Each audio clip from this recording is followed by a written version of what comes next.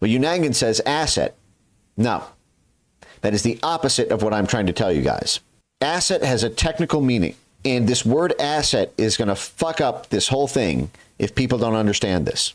This is a facilitator, a CIA facilitator, what they'll call a cooperative contact, a liaison, not an asset. Let me do a brief detour here. Now let me explain this to you, because this is where they're going to try to hoodwink you. This is the heart of the matter. There's something called a 201 file, okay? There's a file that's kept on all assets, and I want to just go through this with you here, okay? The human intelligence food chain. Asset is recruited in the CIA asset validation system. It's recorded in a database. There's an annual revalidation, and there is a counterintelligence check. There's a need to vet their links to foreign intelligence, yada, yada, yada. Everyone who's a formal asset or who's an agent gets a 201 file on them. They are an asset, formally.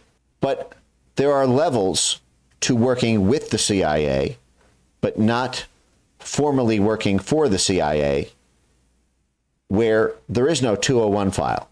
I'm going to go through some of these levels. There's a cooperative contact, someone who wittingly responds to tasking, but is unwilling to enter a controlled clandestine relationship. Co-optee, a private individual who assists on a temporary or opportunistic basis. Ad hoc help. For example, arranging a charter flight, passing a suitcase. They're not considered formally assets. They are a friend of the station. And then there are liaisons, facilitators, business intermediaries, friends of the station, casual quid pro quo relationships, occasionally helpful, never formally recruited. This is what I'm trying to describe to you about Jeffrey Epstein.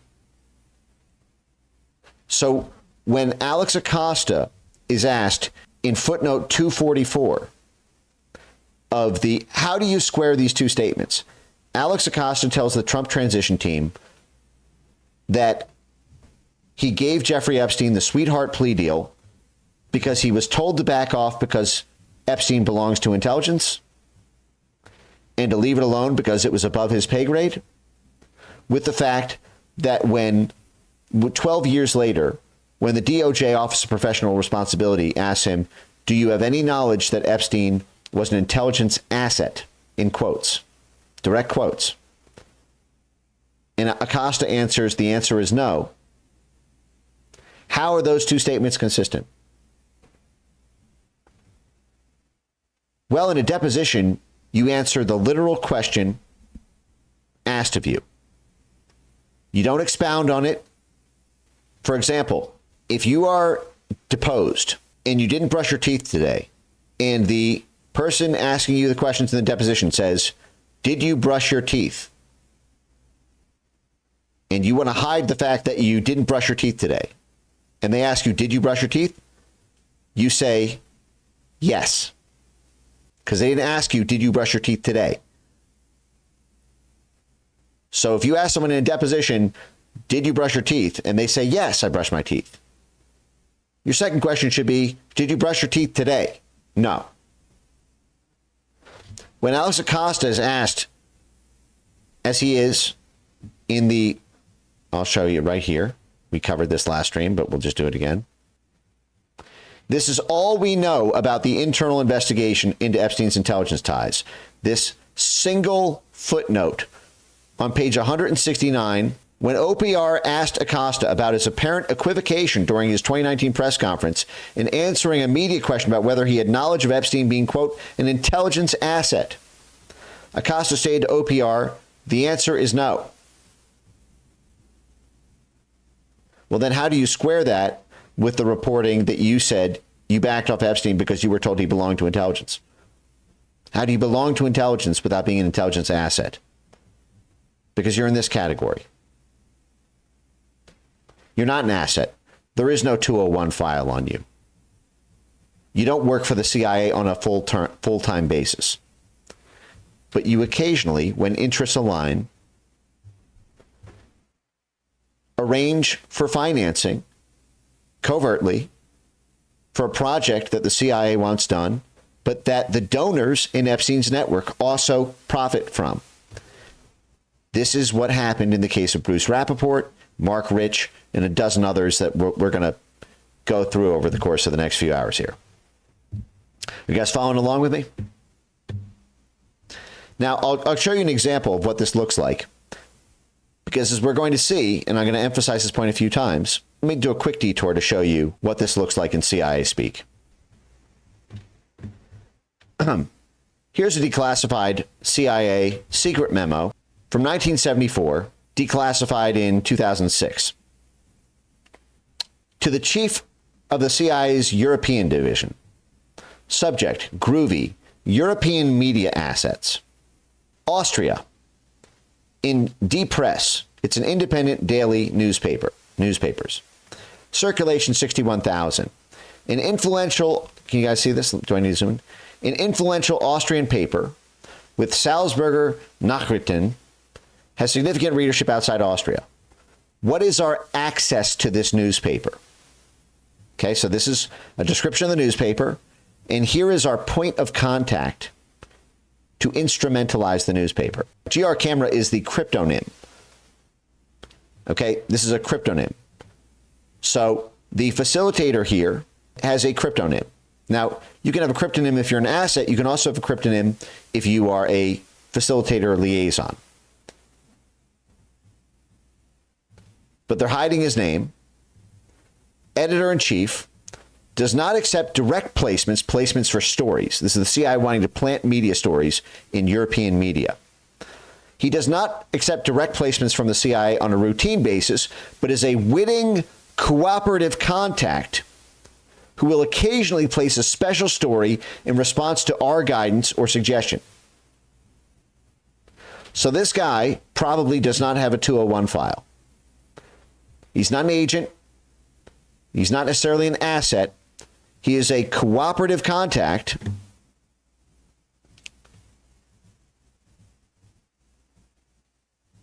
usually not on the rolls as an asset. No control measures over him. Does not work for the CIA. But he speaks not infrequently with the CIA. With the CIA. As a witting cooperative contact for the CIA who does not do everything the CIA says.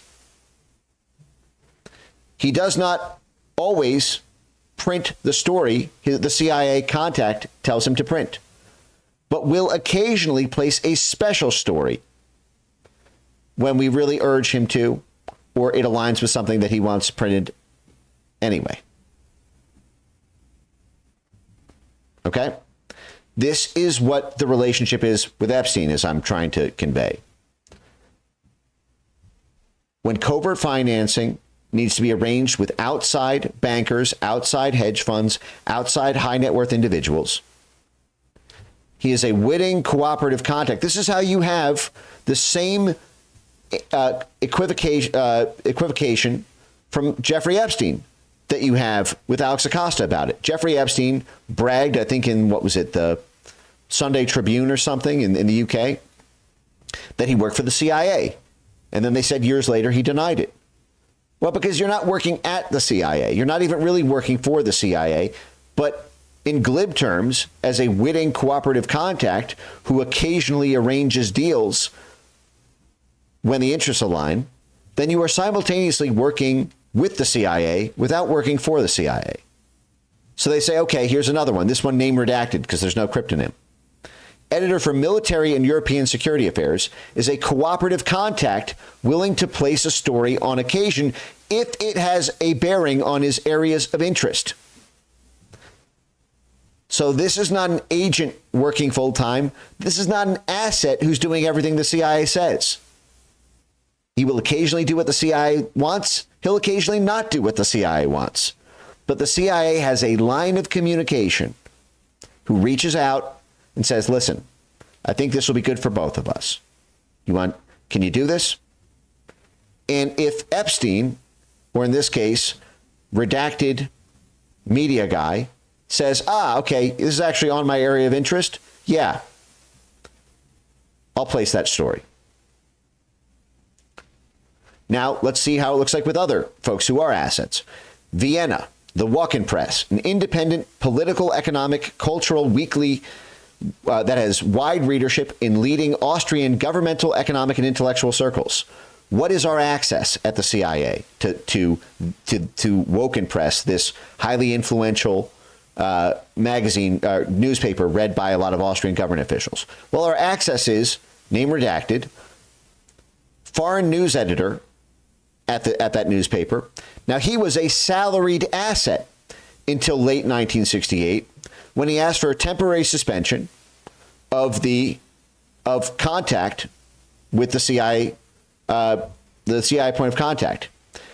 But he was re-recruited as an asset 6 years later in 1974, and he has agreed to accept press placements appropriate to his area of responsibility. Do you see the distinction?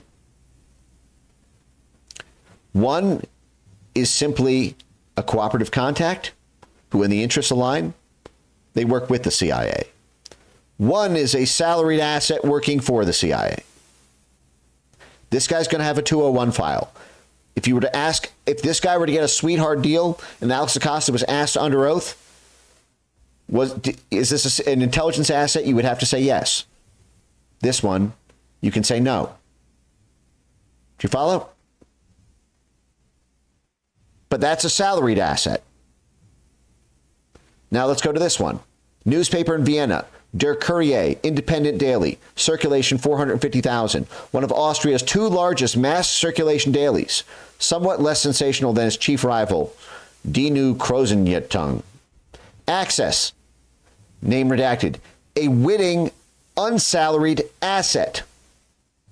So you have a witting, so we now have three different categories of working with the CIA.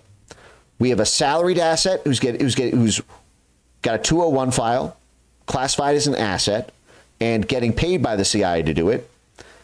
Then you have an asset who's got a 201 file, but they're not getting money for it, who freelances there and has placed several stories at the request of the CIA station. He is essentially a reporter rather than a commentator and prefers placements with newsworthy value. But notice how they make the distinction. This guy's an asset we don't pay, but he's been vetted and there's a file on him. This guy's an asset we do pay. He's vetted, there's a file on him. This is just a contact, but he's helpful to us from time to time. And if you want to read more about this, like here, I'll just send you a link to the. Okay. It's an interesting document. You'll see, for example, cooperative contact. An editor with good potential. He's placed articles at the request. Our contact lapsed, but he's currently being recontacted. Okay. Now let's get back to Bruce Rappaport.